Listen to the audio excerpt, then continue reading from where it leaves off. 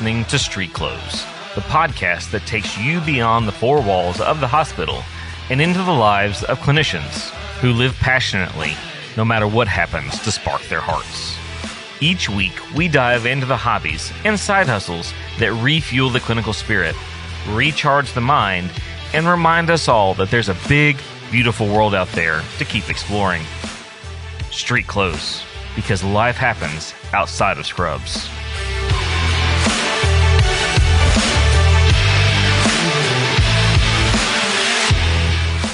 Today we're diving into the world of mixology.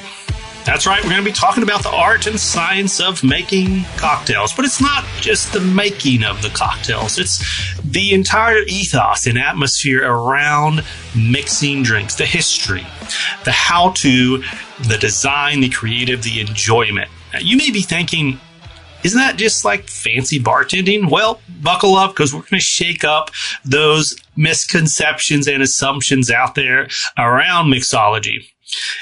Did you know that the global mixology market is valued at a whopping $29 billion in 2022, and it doesn't seem to be slowing down. It's expected to grow 13% in the next 7 years. That's a whole lot of shaking going on.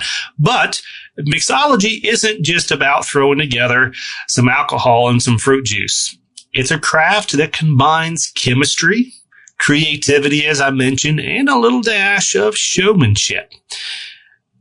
In fact, 43% of bartenders in the U.S. today identify themselves as mixologists. We're going to talk a little bit about the differences and the assumptions in these terms as we get into the interview today. But they're not just slinging drinks out there. They're trying to become flavor artists in their own right. Did you know that the world record for the most ingredients in a commercially available cocktail is a mind-boggling 71 ingredients? That's like War and Peace of drinks right here. Everything mixed in together. But listen, it's not just about alcohol. The mocktail market is also exploding with a projected growth rate of 7% in the next 7 years. So, it is about taste. It's about creativity. It's about the passion of bringing people together to create something that's bigger than just the drink itself. Now, for our healthcare heroes that are listening in, there's an interesting tidbit. Studies have shown that the act of creating cocktails can be a form of stress relief. It's that creative outlet that engages all the senses.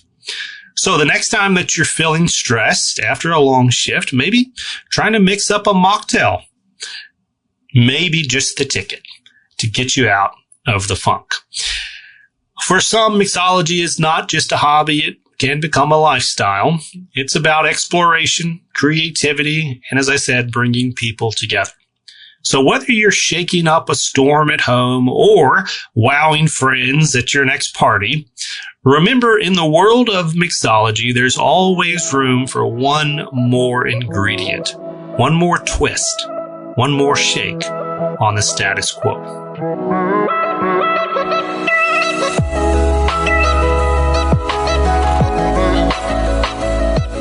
I know this is probably an interesting question, but you're a maker. Are you also a consumer? And I'm getting to a specific question on that. You collect shot glasses? Like my dad growing up, he collected shot glasses. That was like a thing. And like every place he went, he's got shot glasses. That a thing in your house? I don't have shot glasses, no. But I do have like some nice glassware from a variety of places. And I've obtained those in several ways. And I'm going to let you read between the lines on a couple so I don't incriminate myself. But so is all that glassware? I mean, that's almost like all hand wash, right? Oh yeah, all hand. Yeah. So if you use it, hand wash, or a couple are dishwasher safe too. So decoration style. college decoration scheme was, hey, we're putting all the liquor bottles on the mantle in our living room. And that's like, we thought we were hot stuff on that decorating scheme. Is that what your living room looks like, or do you store these elsewhere? No, I'm a little more organized. I actually have 2 bars down in my living room, so I probably need to reorganize it a little bit more. But I can hold up about 30 bottles of wine. But some of that I use for just regular bottles to kind of throw in there. The one's kind of glass, kind of more decorative, and then the other one I can actually program lights and music through it.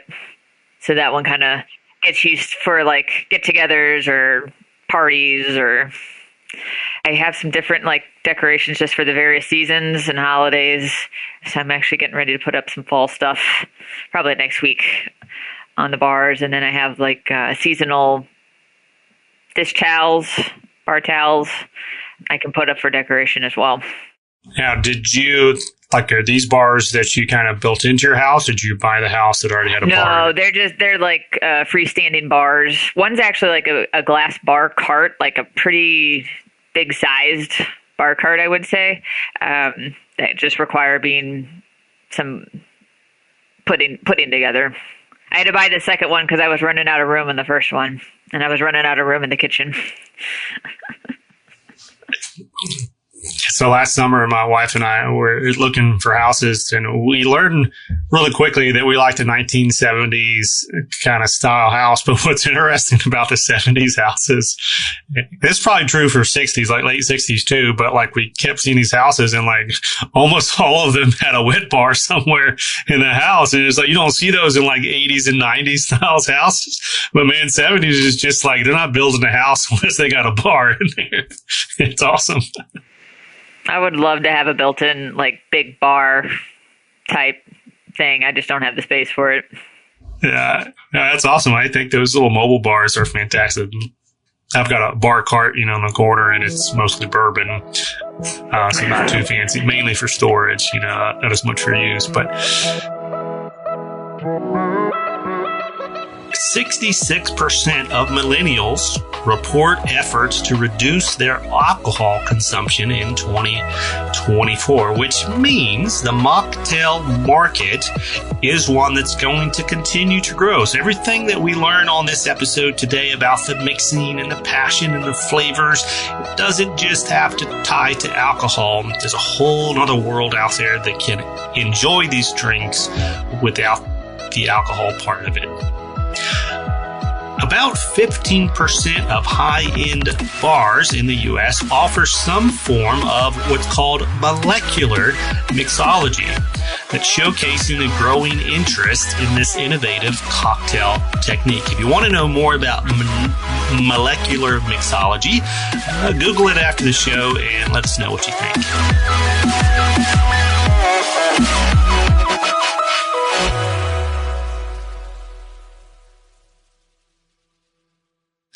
All right, so we're in studio now with Lindsey Joyce talking about mixology. I kind of went back and forth on this. I was going to call this the Cocktail Maker Show, the Cocktail Maker episode, but I felt like mixology was a little bit broader, more inclusive, maybe a little bit more descriptive of what exactly it is that you do. But, for anyone who doesn't know what mixology is, kind of start us right there. How would you describe it? So, by definition, mixology is the studying, inventing, preparing, and serving cocktails. And not just your splash of this, splash of that. It's someone who really studies the history of cocktails, the history of alcohol, and they have just a true appreciation for mixed drinks. Mixologists have been referred to as the sommeliers of the cocktail world. So your sommelier is the expert on wine, your mixologist is the expert on cocktails. So it's a little kind of hoity-toity, right? It's hey, Uncle Johnny with the Dr. Pepper and the bourbon, not a mixologist. He mixed something, but he mixed something, yes, not quite up to that level. No. And so when you first got into this, did you know what mixology was, or did you kind of stumble in, start doing it, and then you kind of found this term that's like, this is kind of descriptive of what I have stumbled into?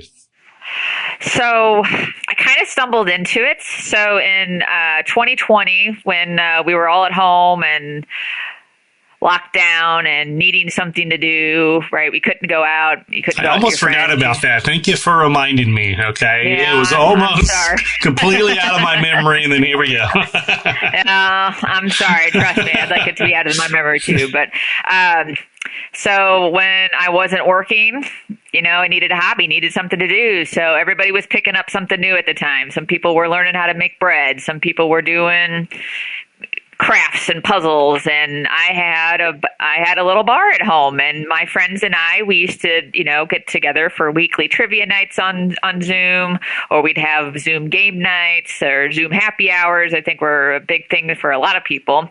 And I would just I missed going to the restaurants or the bars and getting the specialty cocktails at some of the places we would go that was known. I thought, well, I can recreate this at home, and would get a bottle of different types of alcohol here and there when I was at the store, or just I had some people give me some stuff that they didn't want. And I started just kind of experimenting, my own little experiments in the kitchen, and tried this and that. And then, or I would go online to those restaurants and I would look up what the drink I really liked was and try to recreate it for myself at home. And then when things kind of opened back up, I wanted to get back out there, and some of the mixologists at these places that we frequent, they too were perfecting their craft while things were closed, and they were coming up with all kinds of new creations and using all kinds of new instrumentation and tools. So I'd go and frequent those places and try to come home and make my own recreation after a day at work. To that story about 2020, that's such a unique time because you got a lot more people home, and surprisingly, I don't know if anyone could have picked this out, but alcohol sales just went through the roof during 2020 and beyond. And, not surprising at all. Yeah, for a number of reasons, I guess. But yeah, not only did you have more time on your hands, but as you kind of alluded to, your friends did too. And so this kind of communal experimentation with the mixing and the drinks, it was just like a perfect scenario, to bring it all together. You made a comment there, Lindsey, on mixologists at some of these locations that you visit.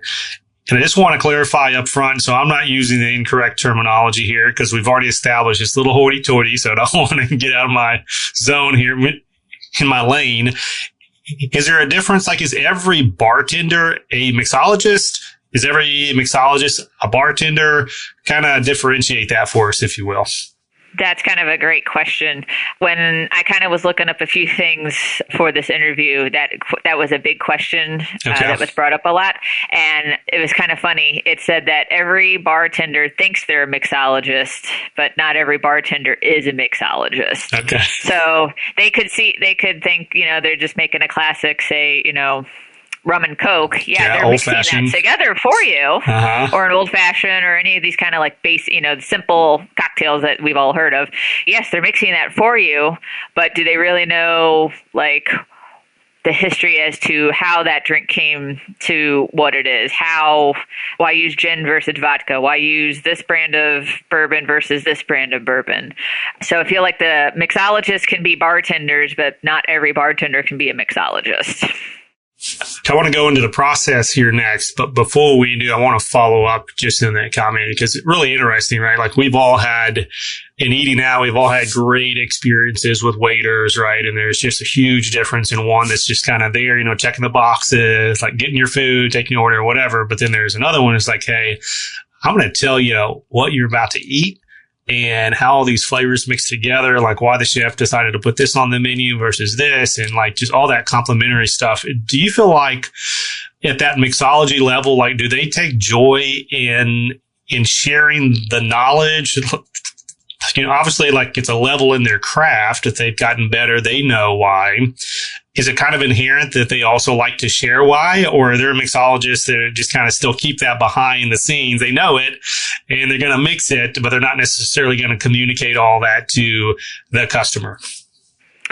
I feel like a lot of the mixologists that I have talked to at some of these places that I've gone to, different bars or different restaurants and whatnot, they have such a passion for creation, and they're so creative, and they come up with these like flavor combinations that you could never in a million years think would work together. And I feel like the ones that are really passionate enjoy sharing that information because they want you to enjoy it and have a good time.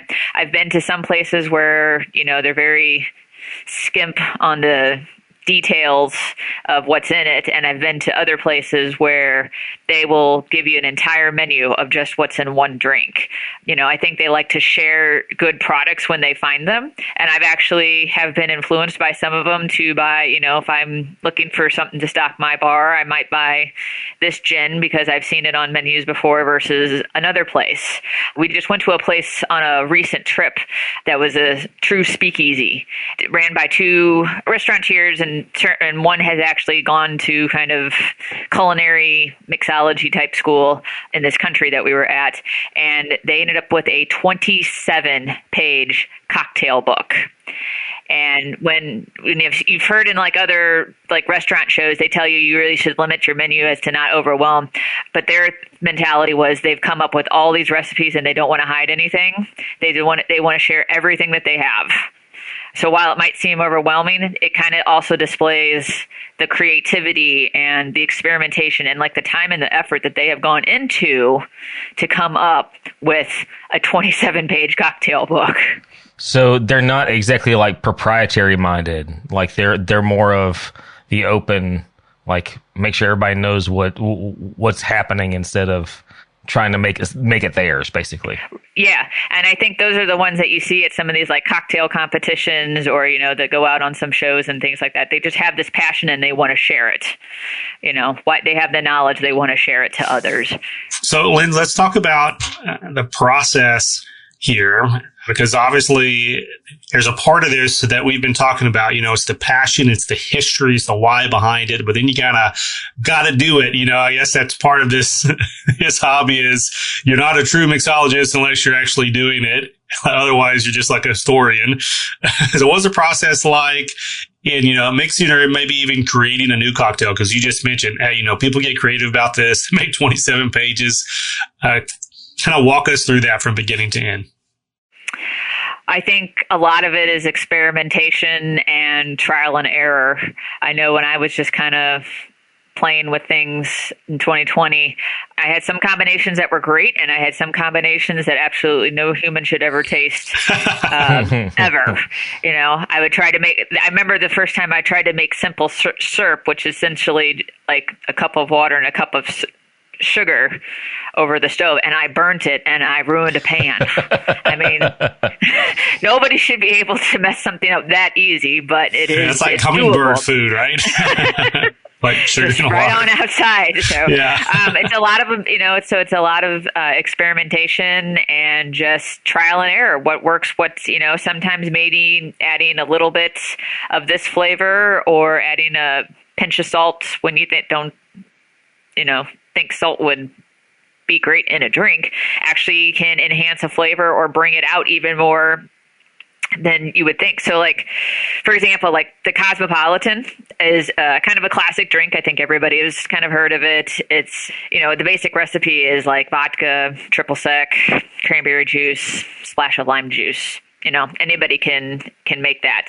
And you can use basic ingredients and make a basic drink, or you can use elevated ingredients and elevate a drink. Maybe you substitute the cranberry juice for orange juice, or pineapple juice is another popular one. And then maybe instead of just using regular vodka, maybe you use flavored vodka. So there's all sorts of flavored vodkas out there, and maybe you pair all that together. Maybe you add a different, you can make these simple sugars, like I said, but then you can flavor those sugars as well with, elderflower, hibiscus. Little simple changes like that are easy ways to kind of put a spin on a classic drink, so to speak. The measurements here, and I'm kind of surprised this didn't come up in our baking episode, but What throws me off are these little measurements that are like not a true measurement. So like you mentioned like a splash of this and I'm like, what the hell is that? Yeah. So how do you figure that out? I mean, is it just experimentation? Like, well, that was a little bit more than a splash or, maybe that wasn't enough. I think for me and what I do is I'm very precise measurement. Like I have one cookie recipe that I know I can just add a dash of this or this and it'll turn out fine. For me, when I've done cocktail making, I'm very precise with it. So if it calls for an ounce of tequila, I'm putting in an ounce of tequila. I think, otherwise, we've all had that drink that's been too strong. You guys said you're bourbon drinkers. I'm sure you've had like an old fashioned or something where it's just like, whoa. And now you're having to have the ice to melt it down. Never had one that's too strong. Now you're having ice to have to like melt down what should be a good drink. So I think sometimes you might be able to, I would recommend just while you're getting started, kind of measuring it out. Whereas, this place that I mentioned to on our vacation, the bartender just was able to bring the bottle up and down, and it's like they knew exactly how much he put in there was exactly what needed to be put in there. So I think that comes with time and practice, and if that's your full-time gig, obviously you're going to be more of an expert at it than just the person that comes home and tries to make a drink after work. On the subject of measurements, what exactly is a dash? Because you hear like a dash of bitter, like especially with like an old fashioned or something like that. Like you have a dash of bitters. Like what does it mean to dash something? I think I don't know for sure, so don't quote me, but I think like people will just kind of like pick up what their middle and their index finger and their thumb and just kind of whatever they can get in that and just kind of throw it in there. So like my dash might be a little smaller than like your guys' dash because you probably have bigger hands than I do. But I think sometimes too is like if people really know a drink, like you said, with the bitters and they know kind of what kind of the more exact that's going to make it the perfect flavoring. So let's talk cost. And by cost, I don't mean like how much of these cocktails cost at the bar. I mean, if you're doing this at home, right? Because I've alluded to this, but this is not your full-time job. We'll get to what your full-time job is later. If you're doing this at home as a hobby on the side for fun, for friends and family, there's a cost associated with it. So kind of talk us through getting into the hobby as you're just getting started. And then also like what that kind of gear cost is, because I'm assuming that you're not creating all these things and just like red Solo cups, right? No red Solo cups for my drinks. Sorry. Oh man. Well, you got to have a well-stocked bar first. That's kind of your number one thing. So what has helped kind of for me to kind of cut down on cost doing this at home is I've gone to like your club stores and have bought, you can get like 1.75 to 2 liter bottles of alcohol at some of these places. So like gin, tequila, vodka, bourbon, Fireball, and you can get them in many of these different brands have the same sizes out there. So I think if you could get like kind of the bigger bulk of kind of the base alcohol, that kind of will help cut down from you having to constantly go out and get a bottle of this or a bottle of that. Those prices obviously can vary based on where you live and where you're shopping, but it can kind of save you money in the wrong. So we just talked about simple syrup too. So, water is something everybody has at home. So you really don't have to have flavored water or, bottled or purified water.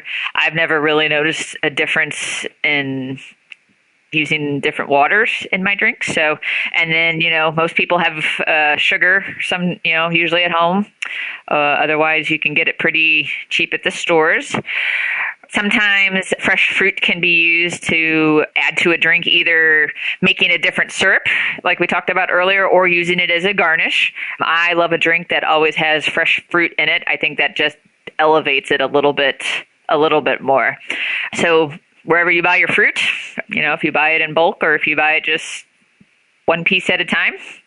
And then bar tools. Every good bartender has to have some good bar tools. So you could use some materials if you already have it at home, like shot glasses usually measure out to be about 30 mils.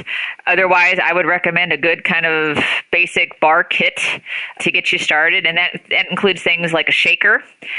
And that's like a James Bond kind of silver looking thing. Yeah. Right? Okay. Yeah, the silver looking thing. And some of them have little strainers already in them, which is kind of nice. So you don't have to have a separate strainer. I do have a few shakers at home, and you've seen them at the bars where they put the two metal together and shake. And then they use a strainer for those kind of drinks. Stirrers, I have metal stirrers or like metal straws can be useful for mixing things up. If you're making like your own flavored syrup, you can kind of be like your own pharmacist at home with the molder, with the mortar and pestle to kind of get those flavors out or to get the bulk of the fruit out. Classic tools I think everybody has at home, a corkscrew to open up the bottle, so, you might not have your typical twist off lid. Maybe you have to corkscrew it off. Maybe you have to have, a bottle opener, depending on how it comes. I will beg you, please don't ever open a bottle with a knife. It's just not safe. And again, you'll know what I do later when That's exactly what I was thinking. Beg you, please do not ever use a knife to open anything. She's looking at you, Aaron. You are the guy that would do that. I was about to say, like, don't people use like swords or like machetes or something to like slide it down the neck of the bottle to knock the champagne cork off? On YouTube. The experts are the ones that can use the knife to open the champagne bottle. We talked about measuring there and kind of being precise. A lot of these bar kits will have, they're called jiggers, and they have 1 ounce and a half ounce, kind of depending on what you're measuring out. Like I said, I'm a rule follower, so if it calls for 1.5 ounces of vodka, I'm going to put in 1.5 ounces of vodka, and then I'm going to make it first. I'm going to see how it tastes, and if I think it needs more, you can always add more. What's the rule? You can always add more. You can't take it out. So, and then good glassware. You got to enjoy a good drink in a good glassware. So, champagne flutes or a nice drink glass, martini glass kind of just makes it a little more inviting to enjoy. So digging into that a little bit. Well, yeah, let's get back to cocktail book in a second, but I want to ask you about the glassware stuff because I'm low class. I have like two styles of, wine glasses, which I know we're not necessarily talking about wine right now, but I got like the red wine and I got the white wine glass. We got that for a wedding. And then I got the bourbon glasses. But, when you're talking about mixing all these different kinds of drinks, how do you determine a kind of glassware? And I know there's a lot more in between those three that I just listed, but like, how do you determine what mixture you're putting into what glassware? For one, it's going to be amount. So sometimes like your martini glasses might not hold as much as like, say, your bourbon glass does. So you might be able to actually get two drinks in your shaker into a martini glass. So darn, you have to have a second drink. Or a lot of spritzers will come in champagne flutes because you're kind of filling up the champagne flute 3/4 of the way and then adding everything else kind of on top of that. So you can kind of measure that out a little bit. A good bourbon glass. I have a good bourbon glass for when a friend comes over to my house. I keep bourbon here for him. He's an old fashioned guy. So we'll make an old fashioned when he comes over. And it just kind of, it just makes a difference to serve him an old fashioned in a bourbon glass versus serving an old fashioned in, my little wine tumbler. That's fantastic. Okay. So you mentioned the last thing on the gear list, though, was the cocktail book. I'm assuming there's a whole lot of those out there, and you can just kind of, like your Barnes & Nobles, Amazon, whatever, right? Kind of wherever, yeah. And a lot of them kind of will go a little, maybe more into some exotic type drinks, but they're really good for giving you a basis for your classic drinks. So like we've talked about, old fashions, Cosmos, vodka tonics, different types of martinis. They'll kind of at least give you that base of how to make a good base cocktail, and then you can go through and experiment with them. All right. Favorite memories in your mixology career? I know you've only been doing this since 2020. So, about 4 years in, 4 or 5 years in. So what has kind of stuck out, from like, that was an awesome experience? So one thing I like to do every year around the holidays is I host a gingerbread house making party for the girls on my team.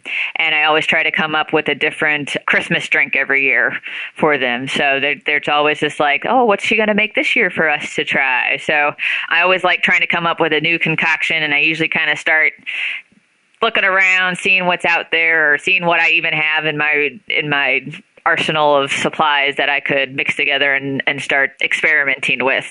And then I've kind of, since 2020, like I said, and when things started to open back up, I really feel like post 2020 cocktail craze kind of went on. Like all these places were, all these like pop-up bars started coming about. I'm sure many people and many listeners have, you see them a lot again around Christmas, around Halloween, around the different holidays. I feel like a lot of those started kind of popping up. And that's kind of also where I've gotten inspiration to make drinks at home and drinks for my friends.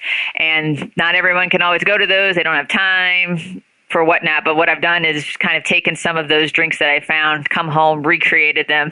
And then on Instagram, I will actually kind of do Lindsey's cocktail class and just make short little videos for people to recreate these drinks at home for themselves, maybe, and kind of pass it on. I usually try to do something real simple, like maybe 1 to 3 ingredients. I don't want to overwhelm people, but I've had many friends kind of text me back and say, hey, we tried your champagne spritz for brunch this week, and it was real easy. So thank you for sharing that with us.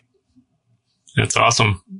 We're going to make the listeners wait to find out how to follow you on Instagram. So hang with us at the end of this episode. We'll give that information. Go ahead, Aaron. No. I was just going to ask. I know this is kind of like asking an artist what their favorite painting of their own is, but what has been your favorite drink that you have come up with to either serve or to enjoy yourself? Yeah, good question. Oh, wow. I love champagne. So a lot of drinks I've experimented with will include champagne and the spritzers. I actually have tried a new one over the summer that was based on inspiration on a trip that I just took, and it would surprise people that I would enjoy it because it includes Jameson, and I'm not a big whiskey person, but it includes a little Jameson and a little ginger ale. And a little bit of lime, like a squeeze of lime. You wouldn't think that combination, because if you tell me that a drink's got whiskey or bourbon in it, I'm probably just going to say no thanks right off the bat. But wow, it sounds one good. of those. So what's it called? Like, does it have like a trademark name, or is it just kind of a general? I don't know if this is going to ruin things, but all my drinks kind of have to do with what I do for a living. Okay. Kind of trade them off. Yeah, clinical names. I got it. Clinical names. So let's start getting to that point here. So let me ask before we go there, if mixology could pay the bills, you've obviously got a day job, but let's just say that, this side hobby, interest, passion, if this could pay the bills, would you do this full time instead? Probably not. It's turned into such a great hobby for me, and it's a way to kind of sometimes vent frustration after a long day, or, you've had a bad day. I can come home and shake my anger out in a drink, and then just kind of sit down and, sip and kind of forget about the day. So I use it kind of as an outlet too at times, and I use it to just, bring joy to others and just entertain, which I enjoy doing. So probably not. I'll keep it as my hobby. All right.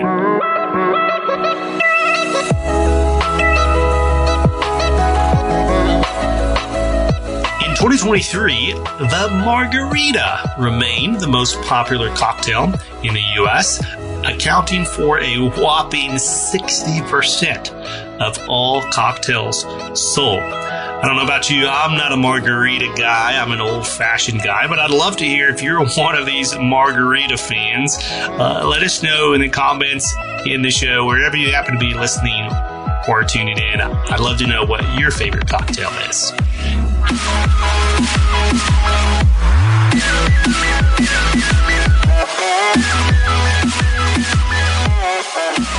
So, what is your day job? You know, the vision for StreetClothes is to kind of tell the story, to remind all of us that, hey, there's life outside of scrubs, but obviously you do have a day job and you're in scrubs for the majority of your day. So what is it that you do, Lindsey?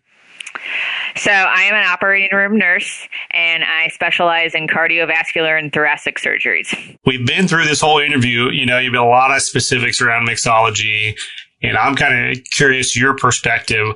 What, if anything, does this mixology passion have to do with being a CVOR nurse? So surprisingly, I have to do mixology at work quite a bit. Oh. So, in the break room or what? No. There's Dave who wish he could have mixology in the break room, but the higher B's frown upon that. But no, so we have to, we mix a lot of our own drugs, especially in the CV. So we use a lot of heparinized saline. So while there are pre-made bags out there, sometimes it's not the concentration that we have to use. So we mix a lot of heparinized saline for our fluids and catheters, and we make it for our cell savers as well. We're making solutions that to flush out and soak our conduits for our heart surgery. So we have special solutions for our vein and our radial arteries to go into. We will even use vancomycin and turn it into, we take the powder and we add gentamicin to it and turn it into kind of a paste to use during heart surgery. So we're taking powder and liquids and turn it into another type of solid. So sometimes I feel like I'm a mixologist at work, just making all the drugs, because those drugs have to be very specific to measuring out. You know, there's no dash and there's no pinch of this here and there. So I think that's kind of where if it calls for something specific, I do exactly that in my drink too. Is this why when people come to your Christmas party, you weigh them before they come in and you get that kilogram number that you're working off of? All right. So before we let you go, as I said, we're going to get contact information here from a second in you, but I definitely, we can't talk to a mixologist without getting a recipe that we can take home and try to be your own. Like, we won't be mixologists ourselves because the history part and the passion part and everything else, but at least we can try to mix a drink and just see what that feels like. So what recipe would you like to share with the audience today? Oh my, I have several to choose from. I kind of made it fairly easy so they weren't like I said earlier, I like champagne, and you can do a lot with champagne. And I think everybody usually has some kind of bottle of champagne at their home. And so working in the OR, I've kind of made them all kind of OR names. So one that's really easy that I like, I call it the Blue Wrap Beauty. And you just fill up a champagne flute, about 3/4 of champagne. And then you can top it off with the blue Caraco liqueur. And it just gives it this real nice blue spritzy looking color to it.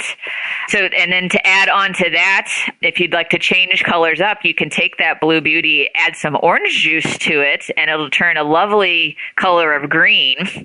And green is the color of scrubs that many of us wear in the OR, so I like to call that green scrubs.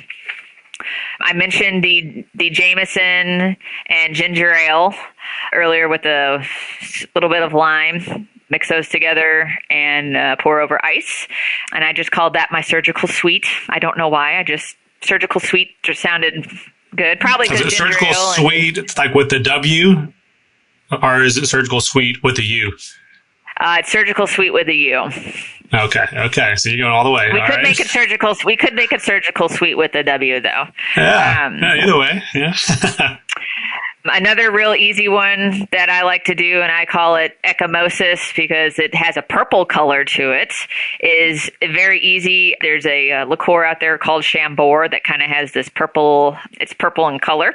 And you mix 2 ounces of that with 2 ounces of RumChata. Mix it together. You can pour it over ice, and that's a real nice, easy, sweet drink if you're a sweet drinker. And then the one I did last Christmas, my big cocktail I did for everybody last Christmas, we called it Ultrasonic Dreaming, probably because when you hear what's in it, you're in a dream after you drink it. It called for an ounce of vanilla vodka, and I use just kind of whatever the store had it. I don't have anything specific for you.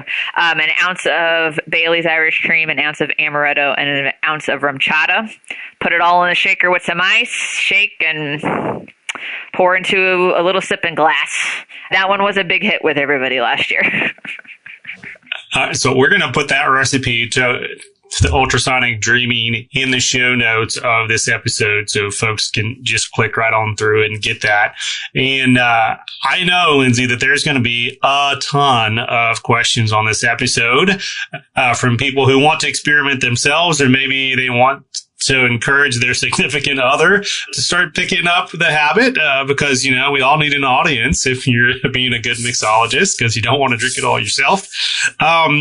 What's the best way? You mentioned Instagram earlier. What's the best way for people to contact you with questions, to check out your Instagram page if they want to watch some of those videos and just kind of follow along in your mixology journey?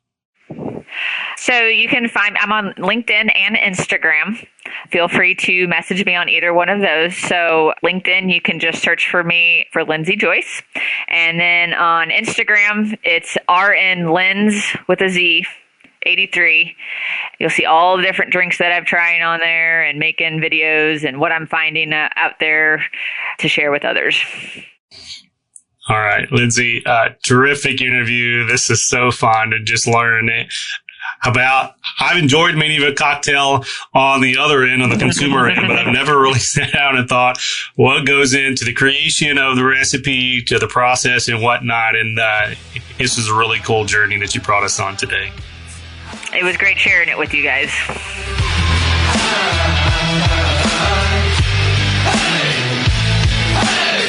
That was Lindsey Joyce from our surgical partners over at First Case, regaling us on the flavors and creativity of mixology.